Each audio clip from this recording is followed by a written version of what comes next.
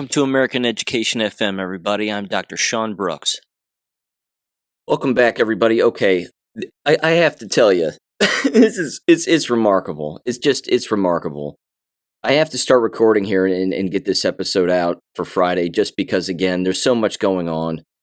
I can't keep up with everything. So I'm going to start off with, again, another apology here. Things are happening at breakneck speed. I cannot keep up. It's just too fast.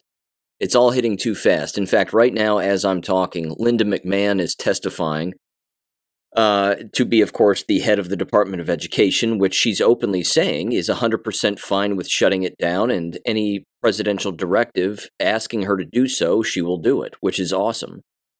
In fact, I also think it's kind of cool that Hunter Hearst Helmsley is, old Triple H is sitting right behind her from WWE fame, so I don't know, it's quite a crowd. But as far as the senators are all concerned, again, I haven't watched the whole hearing yet because it's still going on, but I'm going to go back and watch the entire thing, of course. The questions that are being asked are just asinine. And it really is on both sides of the aisle for the most part. I tuned in and Senator Hawley was talking about Jewish students on campus. And fortunately, Miss McMahon, I think, can see through all of that. In fact, she sort of dropped her head at one moment and kind of shook her head when Hawley was speaking. It's pretty clear that she referenced the Constitution and said, well, no student has the right, regardless of who they are, where they are, what they believe, or what have you. No student has the right to engage in illegal acts. And that's the way that it is because the Constitution is pretty darn clear about that. I mean, she's pretty level-headed and pretty, right down the middle, which is, it's good. It's unfortunate, of course, that the politicians are, beating the Jew drum about as hard as they possibly can. Certainly Senator Hawley was. But they're asking her also a couple of legal questions that really have nothing to do with her, let alone the Department of Education. It's all just about the law. And the fact is that if a law is being broken, it's not up to the Department of Education to arrest anybody. But if they hear about a law being broken, then yeah, they have to move that over to DOJ. Which, again, pretty much solidifies every point that I've made about the Department of Education, is it needs to be busted up among other departments. You're talking about, again, the Treasury Department for money, Health and Human Services for certain laws, certainly when it comes to the disabled, the DOJ for most laws, and the Department of Labor when you're talking about unions and any union control that is still going to exist. But even so, all of this needs to go back to the states. And ultimately, again, what I don't want to see happen, of course, is individual states start to lose their minds and then crack down on freedom of choice. The last thing that, of course, I want, and I think everybody's in pretty much agreement with this, is that the next move for the enemy, of course, would be to make it harder for individuals to homeschool. That somehow state governments would have to prove, again, to more bureaucrats at the state level, what exactly is going on within the home, based on, again, what the parents are providing for their own children when it comes to so-called education. Again, states have done this before. They've made things hard for parents in the past, more paperwork that they have to fill out. Again, it's all state legislation and it's all state law depending on the state.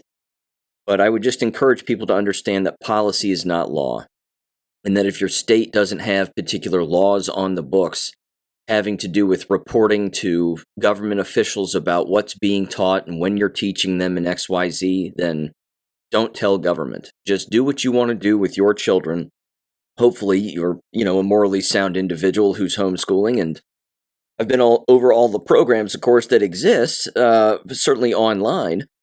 And again, those programs should be utilized by ethical families, but this dependence on government education, I'm telling you, when this dam bursts, and families and even individuals who work for this business start to understand that the Department of Education and education, quote unquote, in our country is quite literally a child trafficking operation, a brainwashing operation, a murder operation.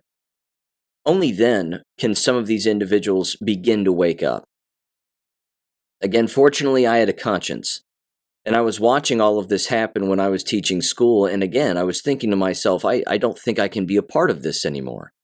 I don't think I can actually lead someone even after leaving the public school system. I don't think I can lead someone into this profession because there's nothing professional about it. It's not a profession.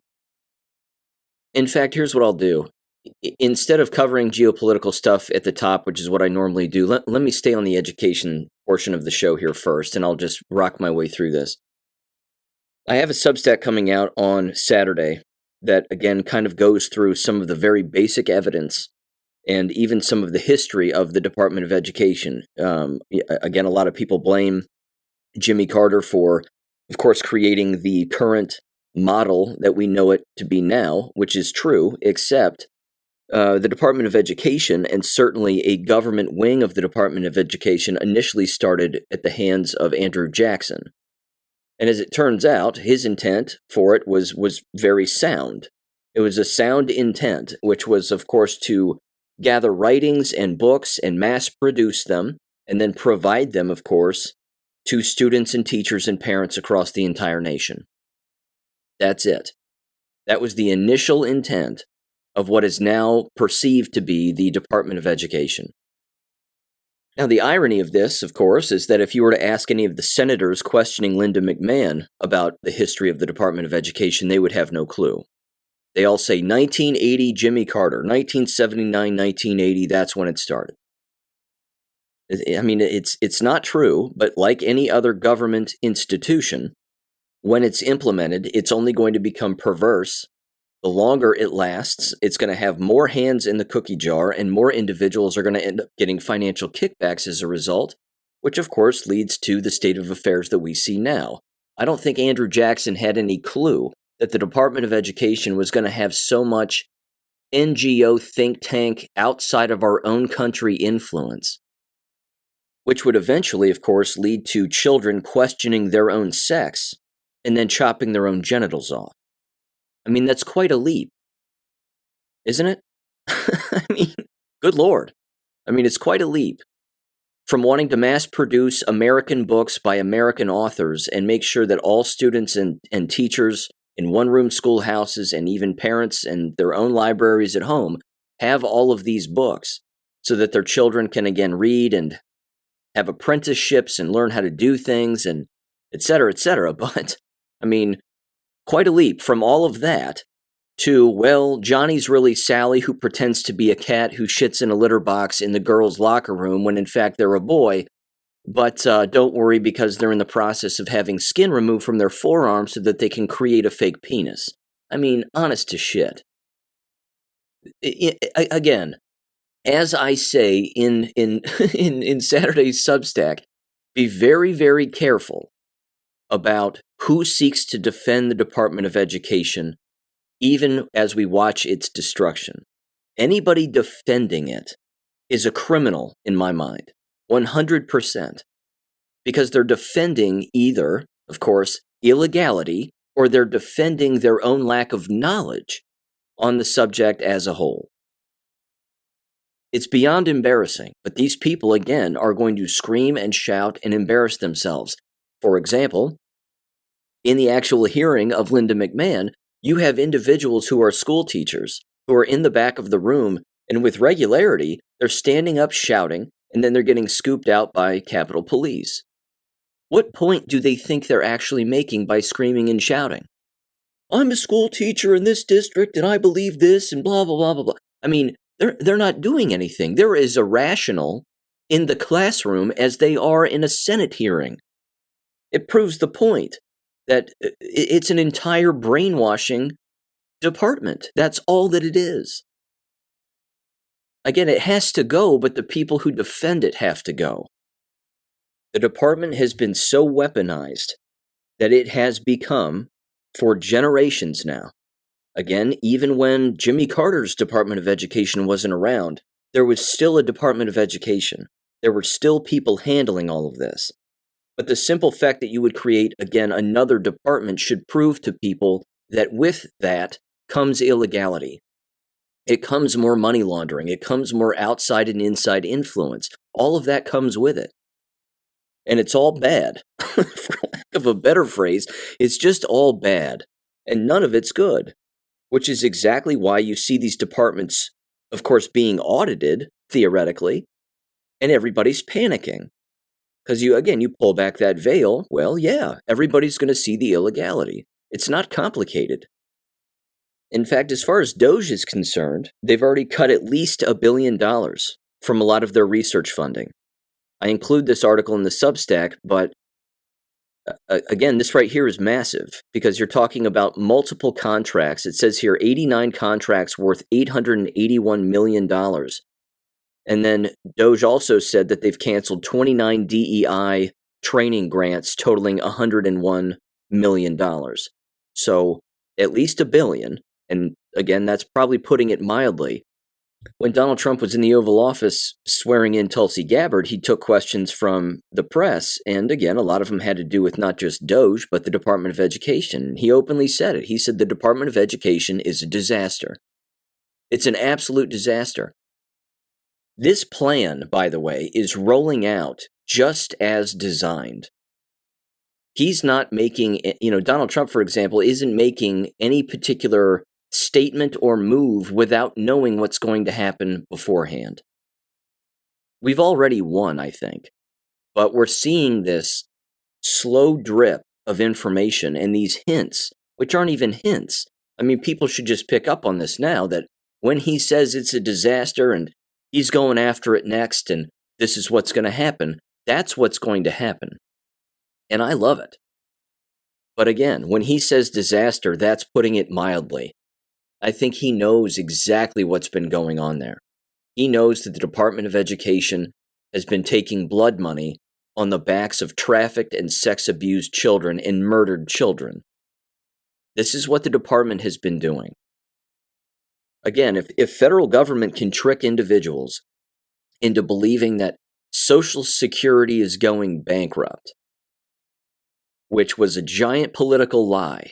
Are you going to save Social Security? The fact is, Social Security was being stolen by government officials and outside agencies and NGOs and everybody else. I mean, foreigners, foreign aid. That's where all the Social Security money was going. So it was being robbed from people. Now, if Social Security can feed the American public a lie about Social Security is going to collapse and what are we going to do? Well, you've been stealing from everybody.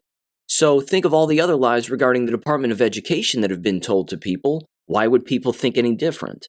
Why would people think that the Department of Education isn't stealing from people? And like I said, and I've said it a million times, it's not just stealing money. It's stealing people's lives. It's stealing their brain power. It's demoralizing individuals because that's what it was designed to do. I mean, that's what Jimmy Carter allowed it to become. He knew that signing in a department at the federal level with that level of magnitude was going to become remarkably problematic. Again, people were warned about the military-industrial complex from Eisenhower. And of course, Eisenhower was a monster too. But even so, whether it was a warning or it was just a statement of fact that the military-industrial complex was going to get out of hand, well, again, it's government. What do people expect? The more things that government touches, the worse it becomes, the more corrupt it becomes. So why would they think that murder and that child murder isn't a part of that plan? Again, we still have schools, even today, with parents showing up to school board meetings screaming about perverse books and actually listening to school board members defend perverse books in schools. How long has this been going on? It's an old drum that just keeps getting beat time and time again, which again should prove to people that you can't say that the Department of Education as a government institution and American schooling, quote unquote, isn't designed to brainwash because it has the parents by the back of the neck.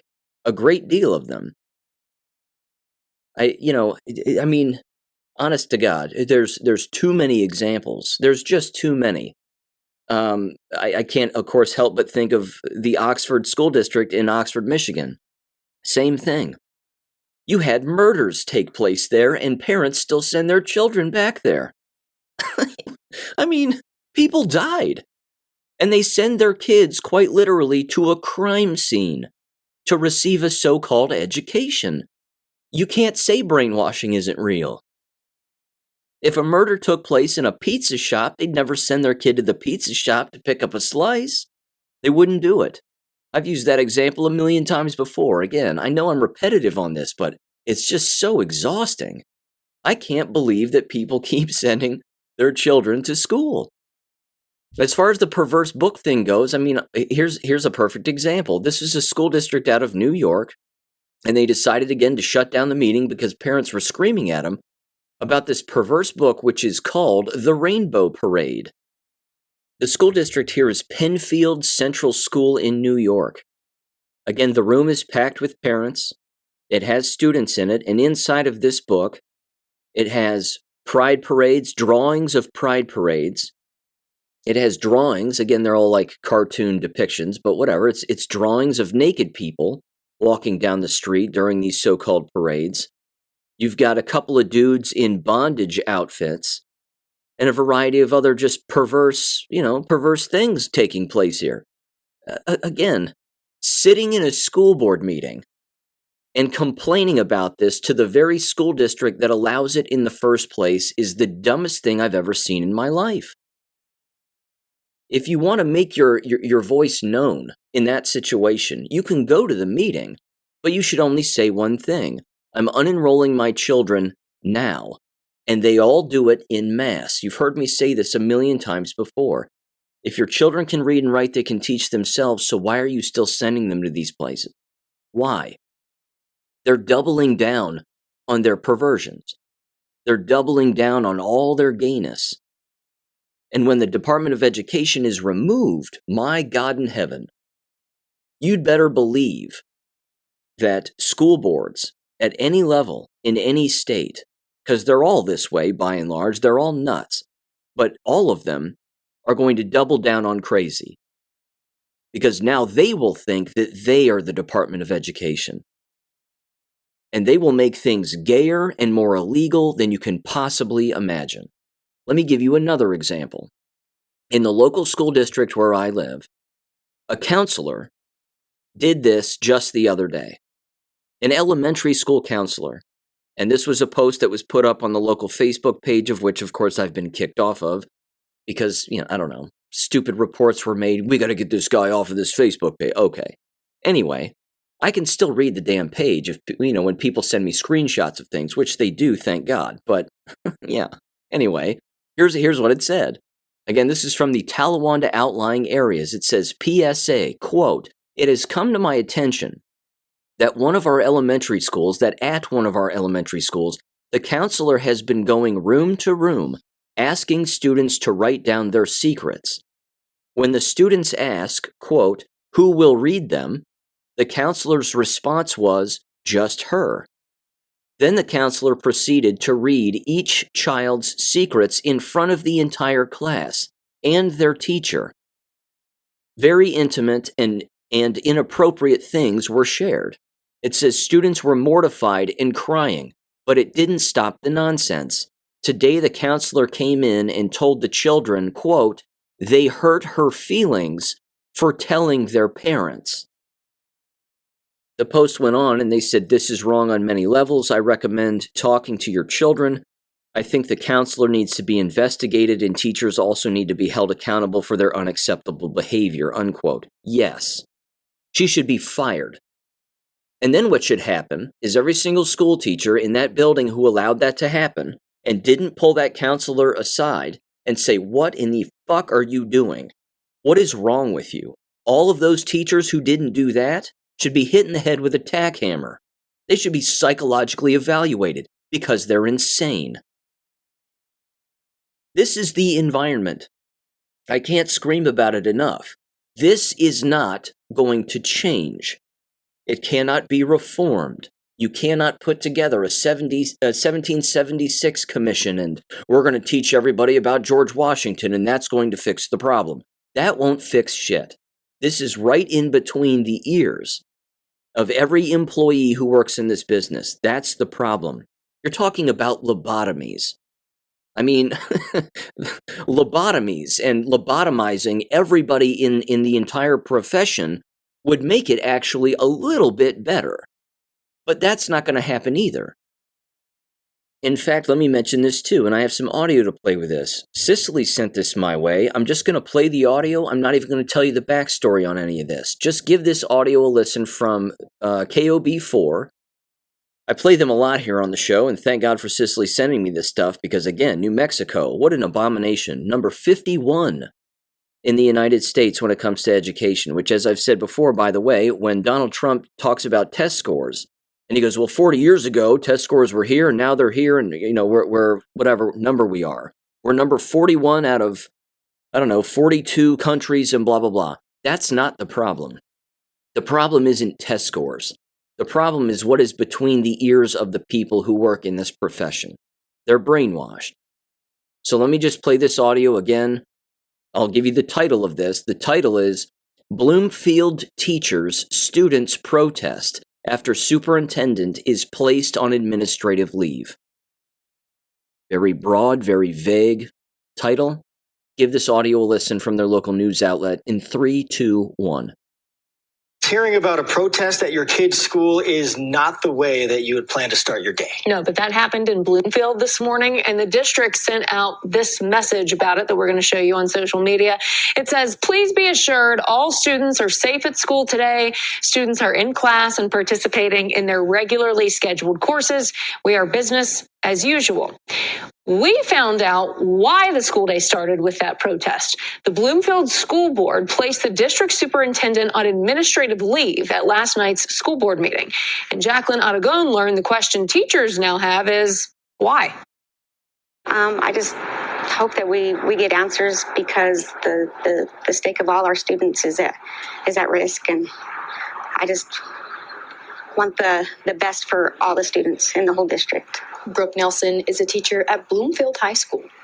Tuesday morning, she joined students and fellow teachers in the Commons area to protest a decision made by the Bloomfield School Board to remove Superintendent Kevin Summers after only about a year on the job. And teachers and students alike want to know why. And they didn't have any good accusations against him, I guess, that warranted it.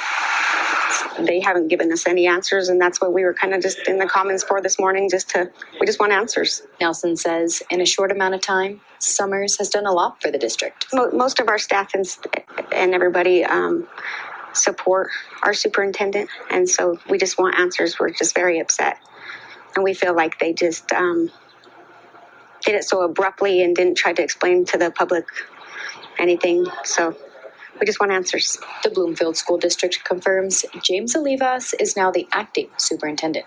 As far as today's protest, it didn't last long, and the school day got underway. We were just trying to stand up for what was right. They ran us out. All of administration and school board showed up to run us out of the Commons, and we weren't doing anything but teaching our students. In Bloomfield, Jacqueline Aragon, KOB4.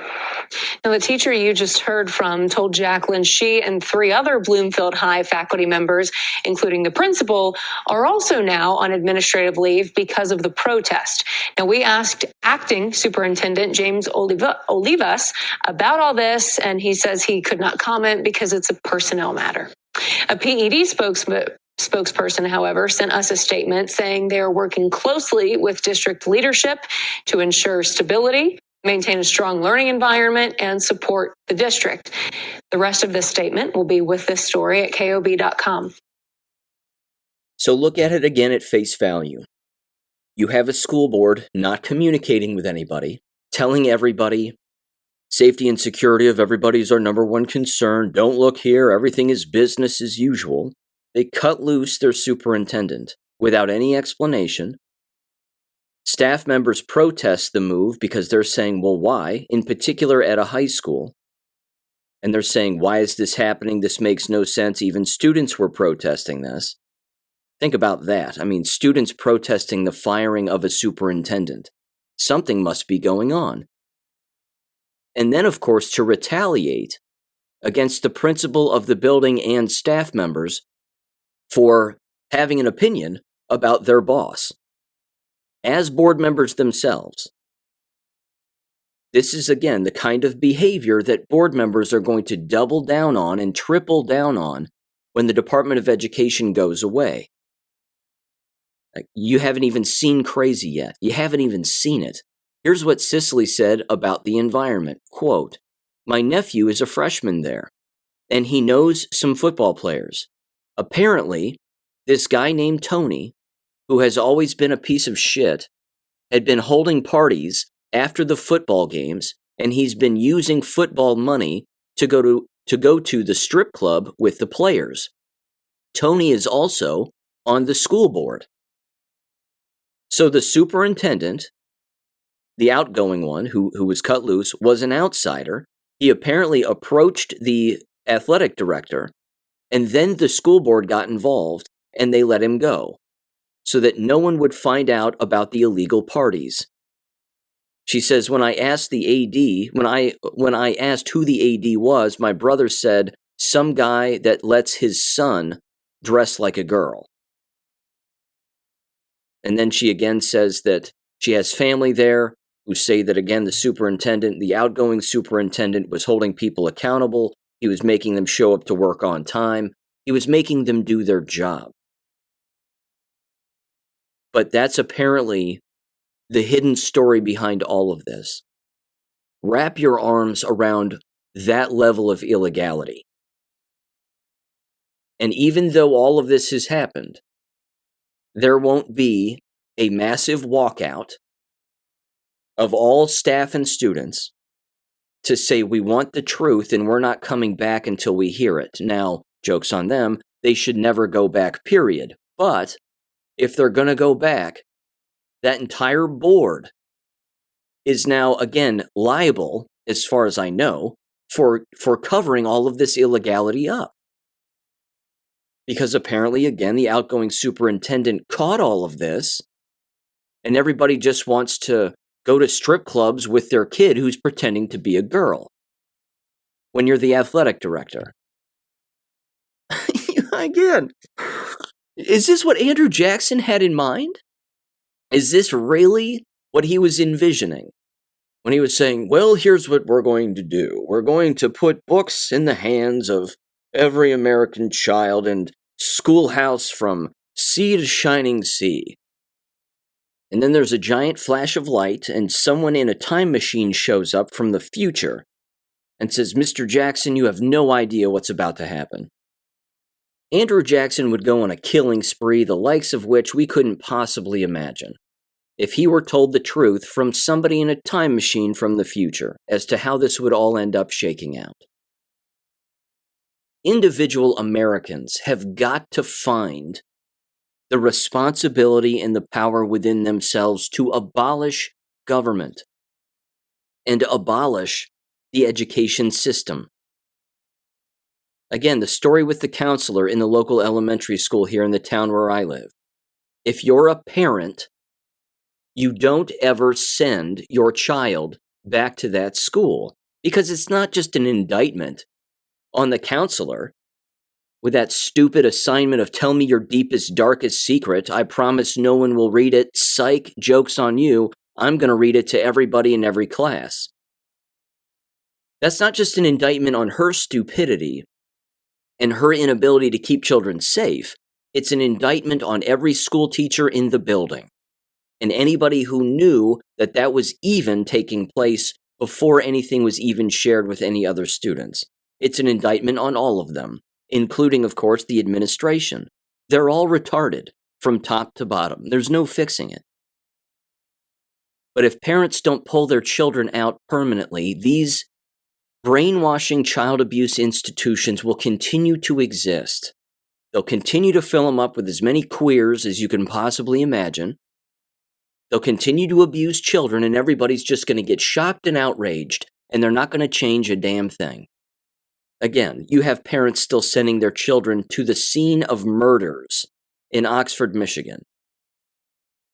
Parents, staff members, regardless of their position, they all hold the power to control the entire environment, free from any bureaucratic influence.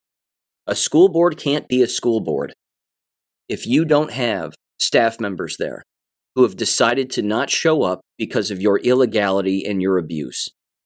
Unions can't exist if you don't pay them. It's not law In many states, of course, it is in some, unfortunately, that you have to be a part of the union in order to actually work in a district. But by and large, you don't. And even if you did, how about you put your union representative to work and make them actually work on behalf of individuals trying to, again, go after child abusers? You would think that that would be their number one job. But that's not happening. You've heard me call for it before, and wait for the day in American history when this actually happens, when all students and staff just walk out, or all students in particular, all parents pull all of their children out of these environments, and you watch that entire school and district panic. They will receive instantaneous state attention for all the wrong reasons. The state departments of education will say, what in the hell is going on in that district? Send our representatives, do some investigations, contact parents, listen to their complaints and what's going on, talk to students, figure out what the hell is going on. And then they get rid of the board. And then they bring in their own people. And then they fire the superintendent. And then they fire the treasurer. And then they cut everybody loose inside of the district office. What's your job? What's your title? Oh, is it? Not anymore. You're fired. And you get rid of them too. People don't understand, again, that this is a mindset of what's going on right now across our country with the revelations of all of this waste, fraud, illegality. And trust me, it's not really monetary. It's not money. We're talking about fucking murder. I mean, do people get that? It's murder. The thing that's being discussed about all these NGOs, it's all, money this, money that, and wow, that's wasteful spending. It's child trafficking and murder. It's perversion, sexual perversion everywhere against children, and then murder. That's the large picture here. That's the thing that people are not bringing up. Top of the pyramid stuff. That's it right there. So no, again, this isn't going to change. It's just not going to change. There are some wins every now and again. In fact, let me play this audio because this is hilarious. You've heard me bring up Westerville City Schools in Central Ohio time and time again. I've played audio from their school board meetings. I've mentioned these individuals. They're completely insane. There's actually a slight victory here regarding that terrible, terrible school district. First of all, only 54 some odd people watch their board meetings, and I happen to be one of them. That's really embarrassing, because this is a massive school district and more people should watch these board meetings. But that right there should prove the brainwashing. There are thousands and thousands of parents that send their children to this specific district. Again, it has 3 high schools. It's a massive school district. But even so, if you've only got 54 people watching their board meetings, that's brainwashing. That's proof of brainwashing. But one of their board members, whose term is up this coming November of 2025, and this woman was on the board back during the mask wearing and the forced mask wearing and the shot taking and all of it. And her name is Tracy Davidson. Tracy Davidson, this past week, on February 10th, during their board meeting, has resigned. She decided to resign, again, before her term is up. And of course, she plays the whole, well, it's very busy and I have to spend more time with my family and I have to work on my nonprofit because it requires my time and blah, blah, blah, blah, blah. That's not why she's leaving. She's leaving because she got caught. She's leaving because she got caught doing something that she probably wasn't supposed to do. Maybe it's ethics violations. Certainly, you may recall, she was one of the board members who attempted to physically intimidate one of the older male citizens of the district, who's, again, a taxpayer, and he was showing up at the lectern during their board meetings, and he was highlighting all of their financial waste. And he was advocating, of course, for people to not vote for the levy, which ended up failing, which is good. But again, she was one of 2 female board members to, again, sit next to this guy in one of these town hall kind of things, where questions were being asked to the treasurer about money and finances. And they attempted to intimidate him into not answering questions. What did he do? He came back to the very next board meeting and he exposed all of it. And who wasn't there? Tracy Davidson. She decided to not even be there. So by not being there when he came back after that town hall to expose her for what she did, all that does is highlight that she was the individual who was involved. That's an ethics violation. You file it with the state, and then the state comes down on top of her with, an ethics complaint. Multiple witnesses, she tried to do this to me. Yes, it's unprofessional, but even so. She's shown her hand here. So here's the audio I want to play. At the end of every board meeting, in most school board meetings, they go around the horn, and all school board members are allowed to basically say their piece about whatever issue they want. And here's Tracy Davidson, and here's what she says, and not only announcing her immediate resignation, certainly in the next month, but she starts off by thanking one of the participants. It was the only person who showed up for the public comments section, actually walked up to the lectern and thanked the board for all their hard work and all their ethical behavior. And we know you take the slings and arrows, but we love you and we appreciate you. And just licking backsides. It's absolutely horrible. And then she resigns immediately afterwards, and she thanks the woman in the crowd. Thank you, it really means a lot. So here's Tracy Davidson resigning and thanking, and I told myself I wouldn't cry. In 3, 2, 1. Your comments were very kind and very welcoming. So thank you so much for those tonight, for coming and taking time out of your night to do that. It truly means a lot. And I think I missed one other thing. Got one more thing left. So at the conclusion of the March 17th meeting, I will be officially resigning as a member of the Board of Education. I don't want to cry. It's about time and timing and the season in my life. I love this district. This district deserves someone sitting in this seat that's can give it its full attention. I have some things on my plate that are absolutely wonderful. This amazing nonprofit that's exploding. And right now, with everything going on in the world, those kids need my time right now. My family needs my time. And you guys are so strong. Like right now, the leadership on this board is the strongest it's been in the 12 years I've been here. So I feel really good about that, passing that baton over to you. To Angie, I am so happy you have joined us. I believe in you immensely. I know you're going to take us where we need to go. And Nicole, same with you.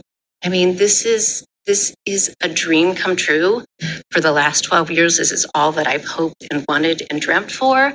Like a fully functioning board that's all doing the work and rowing in the same direction. I know we hear things outside grumbling that think that, all women up here is not enough. We are enough. We deserve these seats. I know whomever you choose will be amazing. And I'm super excited about that. And the reason I'm giving a little bit of time is because I won't be here at the next meeting. And I want people in Westerville to apply for this seat. This is a life-changing seat. And you get to work with amazing people. That's it. She's completely certifiable. These people are absolutely insane. There's no way around it. I mean, your powers of rationalization and psychological detachment and all these other, disassociation and all these other words that you want to use that exemplify the mind frame of these people is astounding. She openly told you exactly how school boards operate in that outgoing, whatever you want to call that. I'm holding back tears. I told myself I wouldn't cry. She just told everybody exactly how they operate. They're all in it together. They're going to go down with a sinking ship no matter what. She's so nuts, she turned to the superintendent and said, "You're leading us in a great direction." No, she isn't. The female superintendent is leading them into a financial crisis again. They haven't learned from anything in the past. They never apologized for the COVID lie. And then, of course, she plays the woman card, like that's some qualifier. Well, there's some grumblings, and some people don't think that women up here and women being up here is good enough. No, we are good enough. We deserve this. You don't deserve shit. And it's not about deserve. Their only job is to balance the budget and follow the law. That's it. You cut spending, you get rid of the riffraff, and you approve hirings and firings. Of course, that's up to the superintendent as far as building administrators are concerned, rather. And then, of course, building administration does the hiring of school teachers and other staff. And again, that's sort of the chain of command, as it were. So, I mean, the actual job of a school board member is remarkably simple. Not if you're corrupt, though. Not if you're stupid. Real hard if you're dumb. Like everything. In fact, let me mention this when it comes to, again, the roles and responsibilities of individuals in this so-called profession, which it is not. Regarding the counselor story, just to backtrack very quickly, in the district where I live, there's now bouncing around the old interwebs here an explanation as to what the counselor was attempting to do. I want to read this proposed explanation as to what this activity was, and then I'll chime in, of course, at the end. Here's what it says. This individual, again, just posting this based on something else that was written by someone else who was a school employee in a separate school district in some other state and whatever. So apparently this is a reoccurring activity that I guess exists, on the internet when people look up particular activities to play in classrooms. It says the following, quote, "This is what I believe the counselor was trying to do with the classes when asked to share their baggage, quote unquote. I don't have a child in the elementary school, so I'm not sure, but this is what I assume this activity was." And then this particular teacher posted this. They said, quote, "This starts my 22nd year of teaching middle school. Yesterday was quite possibly one of the most impactful days I have ever had. I tried a new activity called the baggage activity.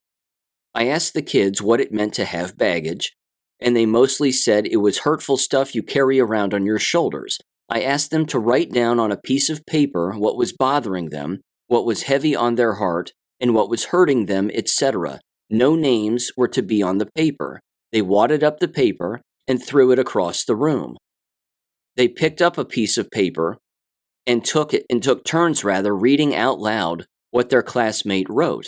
After a student read a paper, I asked who wrote that and if they cared to share. I'm here to tell you that I've never been so moved to tears as to what these kids opened up and about and shared with the class. Things like suicide, parents in prison, drugs in their family, being left by their parents, death, cancer, losing pets. One said their gerbil died because it was fat, we giggled, and on and on. The kids who read the papers would cry because what they were reading was tough.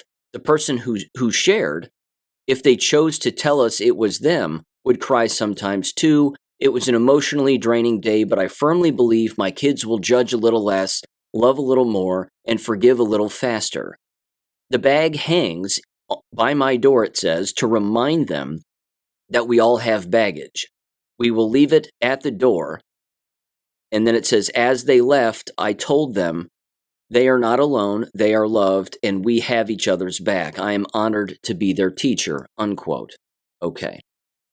First of all, just as a quick summary, I fully understand that someone, again, would say something like, well, I can see how that would be a positive thing. Here's the problem. The problem is that's really not the job of an American school teacher. It isn't the job to air the laundry, so to speak, or baggage of other students in front of other students in an effort to have them sympathize and empathize.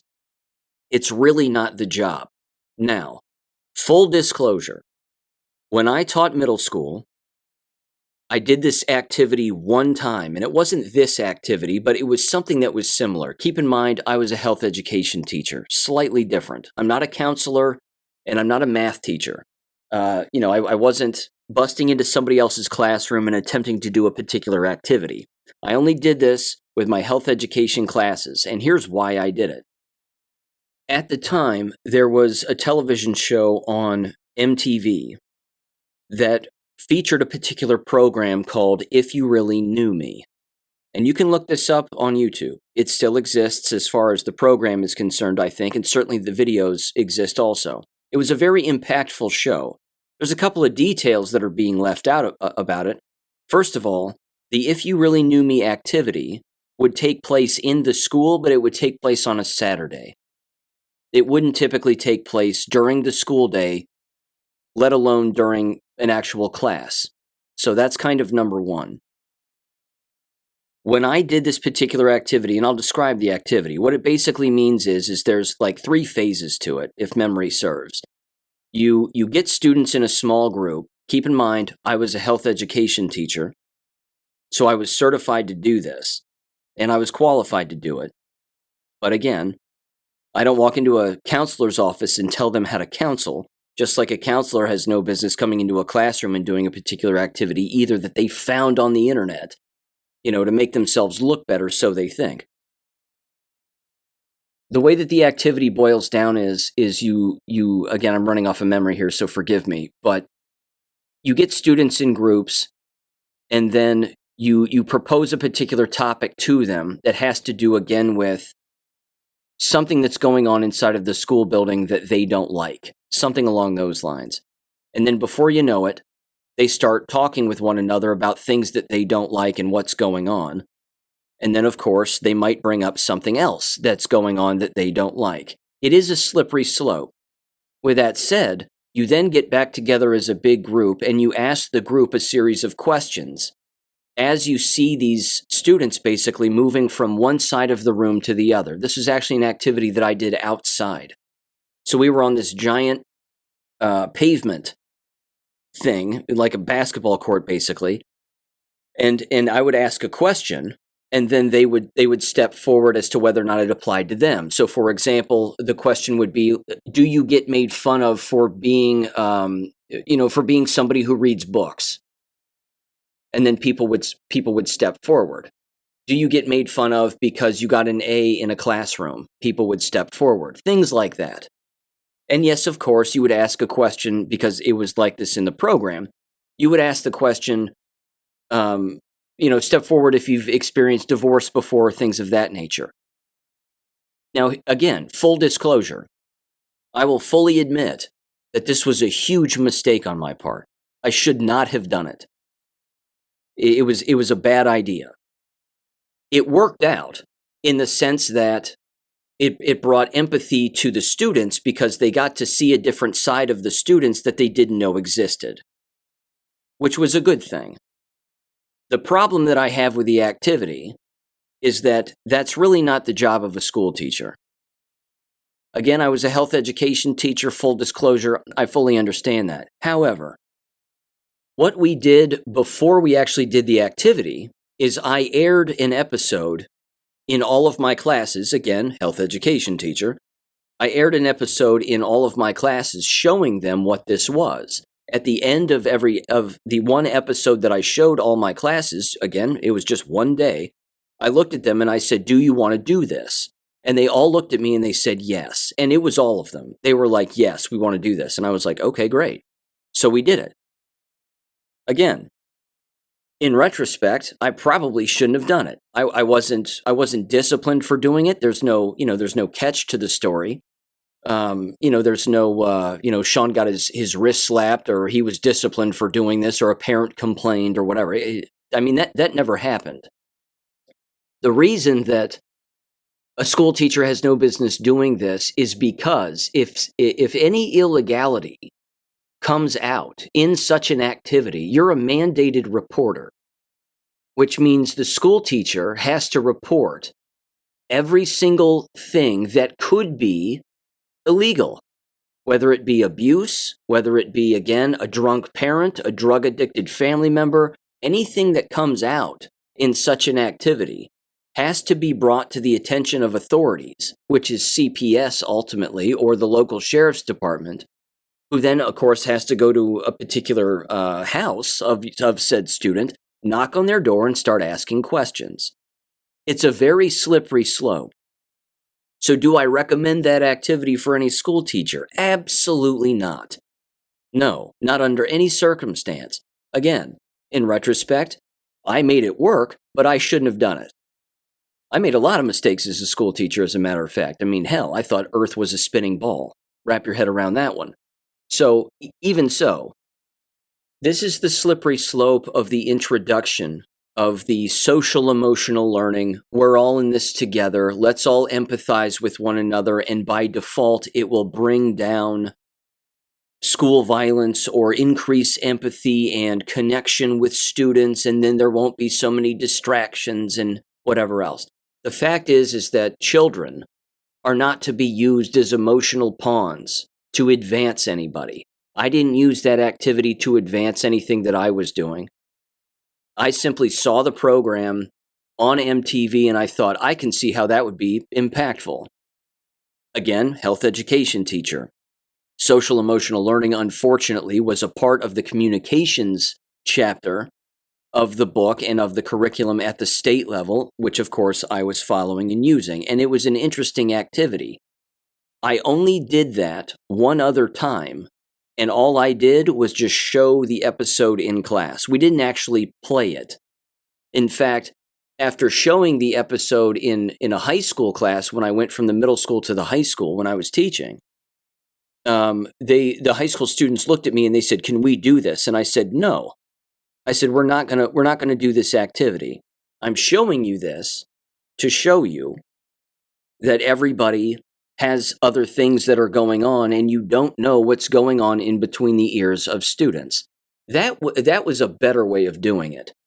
In fact, again, I don't know what classrooms this particular activity happened in the elementary school, but that would have been a better way to do it.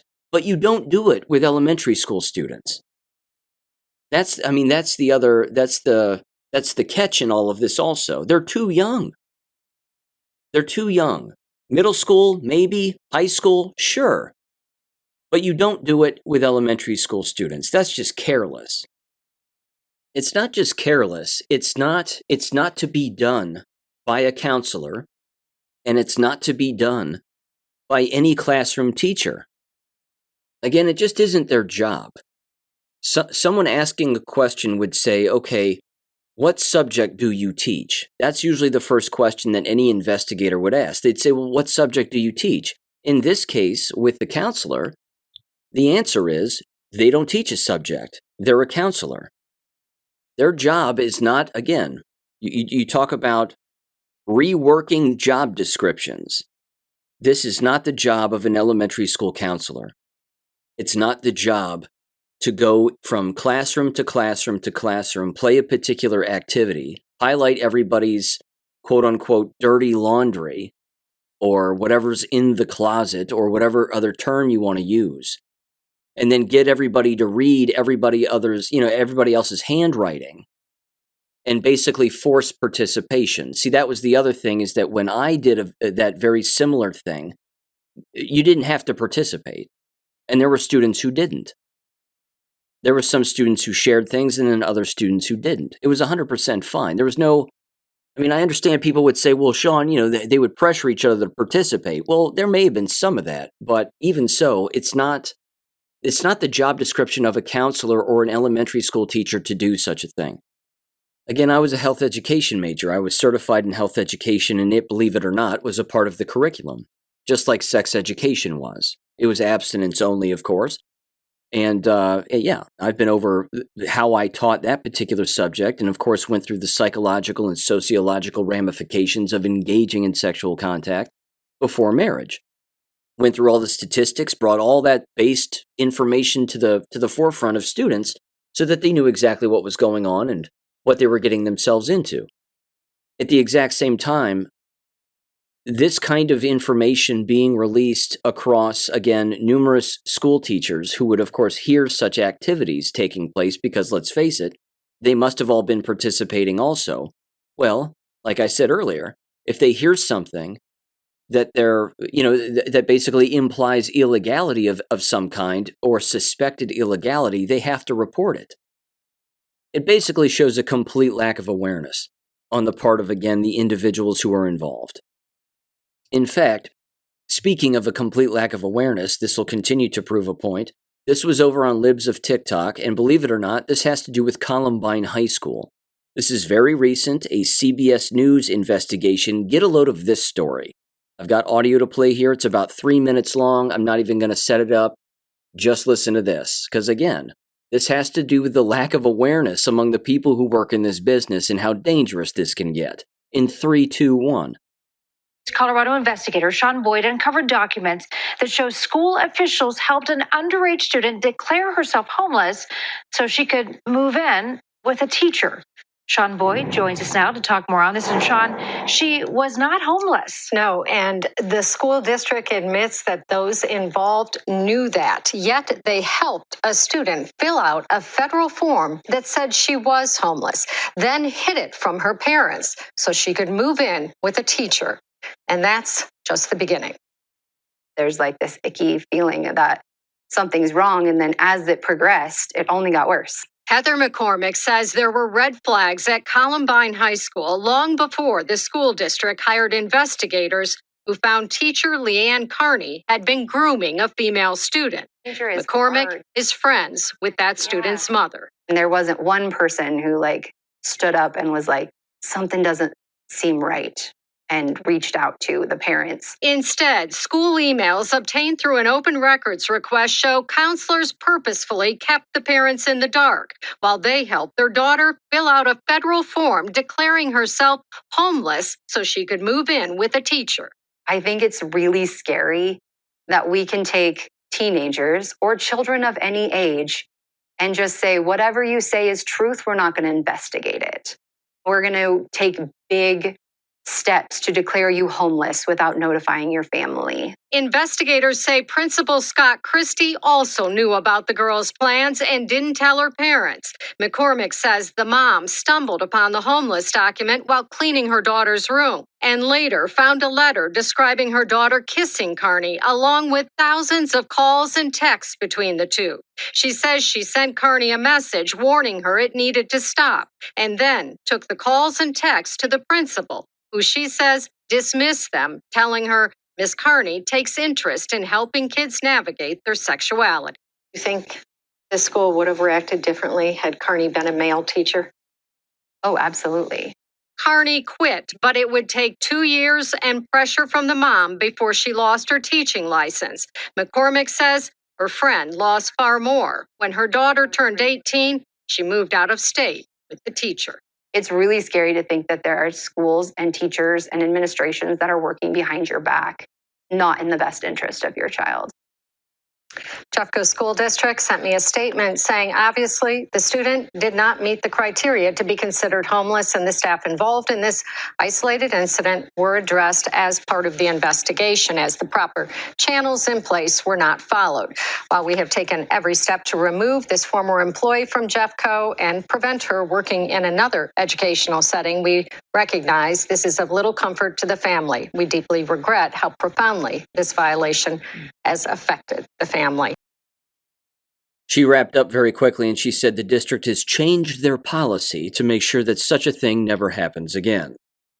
Well, what policy did you not have in place that said you can't kidnap a student and have a sexual relationship with them? Was that not already on the books? Again, I don't think I have to elaborate on the insanity of that story. It pretty much goes without saying. But this, unfortunately, is this business. This business has become so perverse and so invasive in children's lives that they're bypassing their own parents, their own family members, and everything else because the people who are working within are seeking to do that. Big problem. Huge problem. Again, you talk about job descriptions, they're all over the place with these people. They have no idea why they're really there anymore. This is why this can't be reformed. It has to be abolished. It has to be done away with. Okay, let me shift gears here to geopolitical stuff. I'm going to kind of rock through this a little bit fast here. First of all, I saw a speech that J.D. Vance gave in France talking about AI. I have a quick theory about it. Don't know if I'm accurate on this or not. But first of all, there's multiple studies coming out with what AI has to do with critical thinking and how AI is basically diminishing people's ability to critically think and think multidimensionally on a number of different topics. Because again, they're over relying on a singular answer in a singular place, which, is something, unfortunately, that we've been over before as a society, and here it sort of is rearing its ugly head yet again. With that aside, not to mention, of course, the blind adoption of artificial intelligence within the education business and how everybody apparently got the memo that they're all supposed to use AI now, certainly when it comes to instruction. With that said, it's quite possible, and I'm theorizing here, but is it possible that the good guys have gotten a hold of AI systems, as even Donald Trump has said himself, and openly said that we're going to be the number one in AI because we have to be the number one in AI, and that's the way that it's going to be, and we're going to be the best, and everybody else is going to be the worst, and blah, blah, blah. Is it possible that they've gotten a hold of that technology in order to take it away from the bad guys and basically not use it the way that the bad guys had intended to use it? Again, I'm asking the question. I don't know. But I do know that when J.D. Vance was giving that speech, there were a lot of people in the room and on the stage who looked real pissed that he was saying what he was saying. And one of the individuals who was on the stage while he was giving this speech was that van der Leyen gal, the woman who runs the EU and is the president of the European Union. She was there. She looked really angry, and she was talking with a woman next to her on the same stage as J.D. Vance. And they were whispering back and forth at one another and shaking their heads as he was talking. You also had the, if you want to call him a musician, I guess, the music producer Pharrell. For some reason, Pharrell was on stage wearing jeans and tennis shoes and a goofy sweatshirt and whatever else, a stupid hat and gold teeth. And again, God only knows why he was there. Again, to represent artificial intelligence when it comes to music production, I guess. I mean, I don't know. But either way, it was an interesting speech, and, he's taking the approach that artificial intelligence is inevitable, and this is the way, and we're going to control it, and blah, blah, blah. I don't know where to come out on this. I don't trust it, clearly. Not in the medical profession in the slightest. Unless, of course, and this has been theorized as well, that the entire DOGE process and all of the financial exposure that's taking place right now, and there's multiple hearings taking place as I'm talking right now about all of this, but that basically that entire program is an algorithm. And it's designed to essentially be inserted within government financial institutions, which is every piece of government, clearly. And then these kinds of systems are basically going to be used in every country's government to root out fraud. That's a theory that's bouncing around, thereby creating a financial revolution in every country to strip power away from the people who have been stealing from the people of their country this entire time. It's an interesting theory. Again, I don't know if that's the long-term plan with all of this. It could be. Who's to say? Just wanted to throw it out there as food for thought. I thought that was kind of an interesting theory, to say the least. There was also this. This was from, again, separate subject, but this is from thecradle.co, and it was titled, Ex-Israeli War Chief Confirms Issuing Hannibal Directive to Kill Own Citizens and Soldiers on October 7th. It says Israeli forces used attack helicopters, drones, and tanks to kill their own civilians and soldiers while blaming the deaths on Hamas, unquote.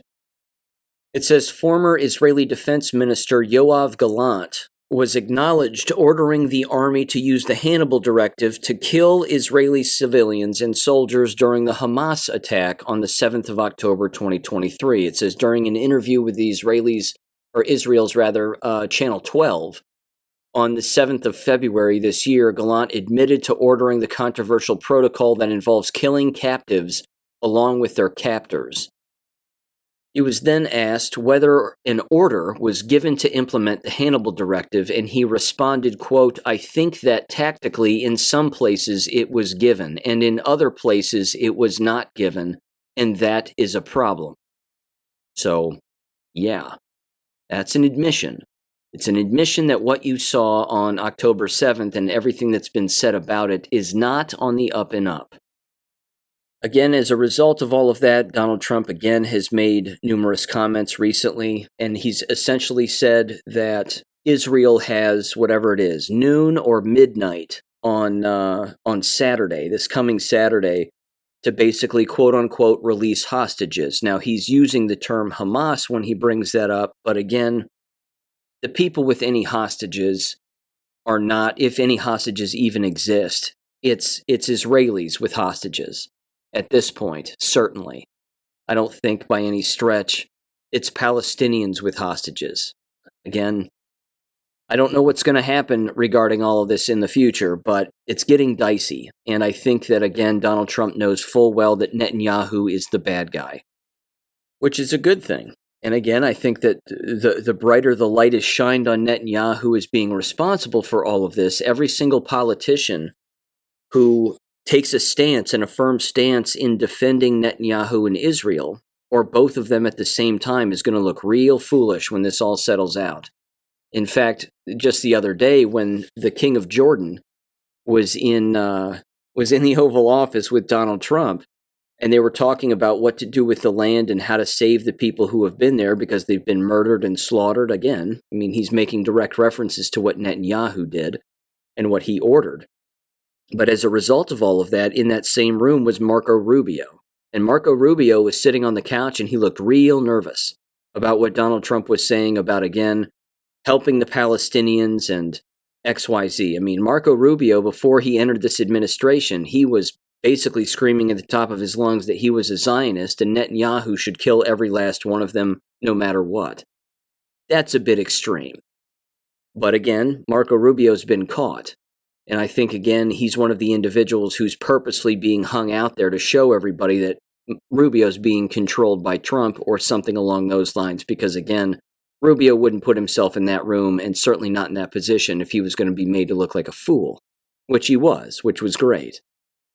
In fact, when it comes to basically being hung out to dry to look like a fool, I got to give credit where credit's due. Stu Peters actually had on Tim Ballard of Sound of Freedom fame, and we're rescuing, kidnapped children wherever they exist from this side of Earth to the other and whatever else.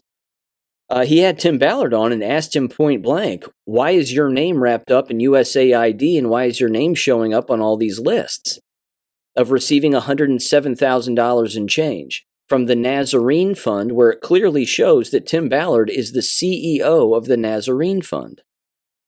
And Tim basically said that he didn't receive any money from USAID and he has no idea what Stu's talking about. And then Stu brings up, of course, Glenn Beck's name and Glenn Beck's wife. And Tim Ballard goes, well, I don't know. I'm going to have to go contact him. That seems really strange. I just help kids. And then in a rationalization move that makes zero sense, Tim Ballard openly says that the reason that he got paid was because he has 9 children. So he says he doesn't receive any money from USAID, but then he admits to getting paid, and then he admits that the reason that he got paid so much was because he has 9 kids. I mean, I didn't know that the number of children you had was dependent on your salary, and vice versa. I've never heard that in my entire life. But that was a quick rationalization, and again, he sounded nervous, and he looked nervous. His voice changed a little bit. He started to breathe a little heavy. He was gulping a little bit more. It was interesting. But Stu had him dead to rights and was sort of playing, naive with him a little bit, which was interesting. But yeah, again, I wish that Stu Peters would spend a little more time on the fact that Tim Ballard was brought up in Q posts. 2 of them, as a matter of fact. Or certainly one big one. And again, how all of that humanitarian aid, quote unquote, that goes to quote unquote humanitarians can be a real problem. And those people pretending to be humanitarians can get caught doing a whole lot of stuff, even if it's just stealing money. Maybe they're actually helping particular children, but at the exact same time, they're taking way too much cash. It's hard to say, but it's all dirty. And again, just out of curiosity, I decided to tune into Glenn Beck's show to hear what he might have to say about this. And honest to God, I'm not making this up. On Wednesday's show, he was flat out laughing about it. He was joking about it. He was joking about anybody implying that he would be wrapped up in anything having to do with USAID and receiving any kind of kickbacks. He and his boys were all laughing about it. Yeah, we're a part of the military-industrial complex, and all that money we get from USAID, ha ha ha, and then they just started laughing it off. And then they went down this rabbit hole of, the JFK files, and do we want the JFK files to be released, and this, that, and the other, which, by the way, fun fact, Representative Anna Paulina Luna, not her real name, as it turns out, is rather German and rather Jewish. It happens to be Anna Paulina, let me look at it here, Meyerhofer. So there you go. That's her real legal name. And turns out she used to be a stripper in, I believe, Fort Walton Beach, Florida. So there you go. Used to be an employee of the Red Rose Gentlemen's Club. And this is a police report where apparently, again, she was providing a sworn testimony to the investigating officer having to do again with her being stalked by somebody. That's basically the gist of the whole thing. And there you go. But yeah, a stripper. Again, the irony. The irony that Jack Ruby in Dallas, Texas would be the owner of Texas strip clubs, or at least one Texas strip club, and that he was the one who shot Lee Harvey Oswald to death and was told to do so to shut up Lee Harvey Oswald from telling the truth about what really went on. And now we're relying on a stripper from Florida who is not Hispanic and happens to be Jewish and whose name really isn't Anna Paulina Luna. And this is the individual who, again, is going to be releasing these assassination files, allegedly. Yeah, I wouldn't hold my breath on those files anymore. I really wouldn't. It seems a bit odd. So we'll see how much of a Mossad connection is wrapped up in what actually gets released. So, yeah, there's that. Okay, last one here, jab-related. There's a study here that was published rather recently, as of January 30th, of course having to do with the shots and weakening your immune system, specifically your thyroid gland.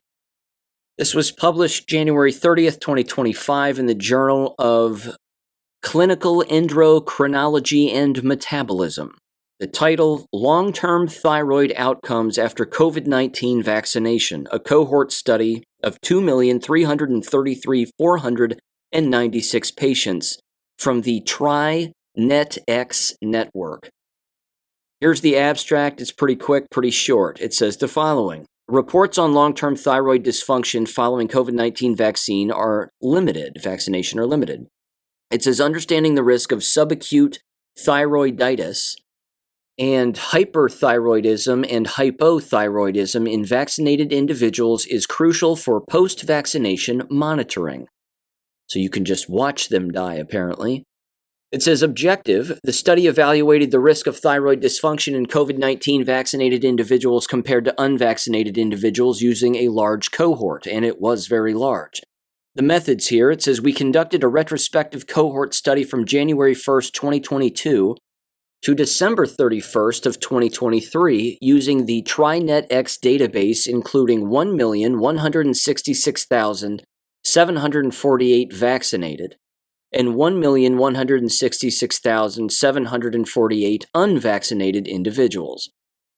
Propensity score matching was used to balance baseline characteristics. The primary outcomes were the following: new diagnosis of subacute thyroiditis, hyperthyroidism, and hypothyroidism. It says the risk of subacute thyroiditis remained unchanged.